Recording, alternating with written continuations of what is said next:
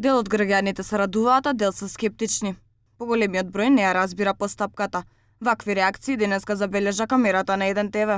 Откако беше најавено дека од 1 јули ќе стартува новата мерка за поврат на ДДВ, ги прашавме граѓаните дали ја разбираат постапката, дали ги чуваат своите фискални сметки и дали процесот ќе ја смени нивната сегашна финансиска состојба. Дали вие разбирате постапката на повратка на ДДВ за 15%?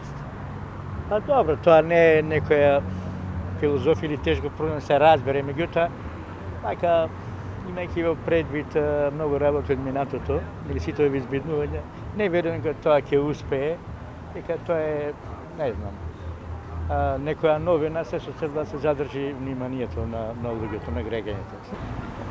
Не знам, баш убаво, ама кој што има пари, кој ќе уложи повеќе пари, ќе добие, а овие социјална помош, што се и пензионериве, ништо нема да добијат. Па сега не знам колку ќе биде тоа точно што го зборат, може и ќе враќат, може и не знам. Не ја разбирам.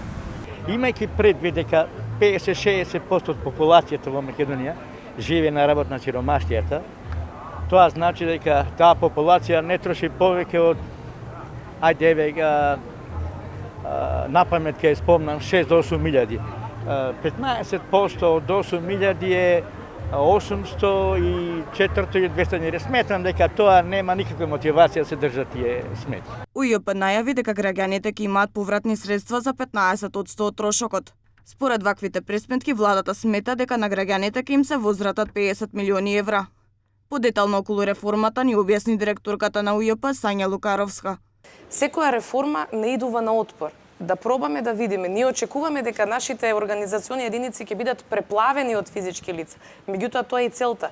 Дека навистина физичките лица бараат да им се издаваат фискални сметки, а не веќе да постојат компјутерски сметки кои што се бориме постојано да ги искоренеме на некој начин. Поврат на ДДВ ќе имаат сите даночни обврзници кои имаат над 15 години, имаат лична карта како и трансакцијска сметка и се регистрирани во системот ЕПДД. Целта на оваа мерка е поништување на сивата економија. Професорот Маријан Петровски подетално ја објасни постапката во Студио 1.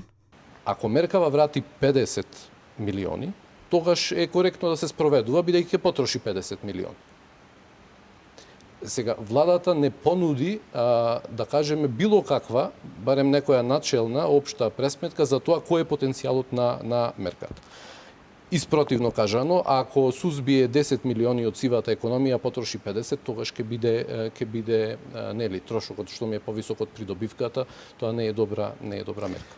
За постапката да биде поуспешна, потребно е граѓаните да не се обесхрабруваат и да дадат шанса, бидејќи после подолго време средствата ќе бидат во одредено количество вратени, велат надлежните.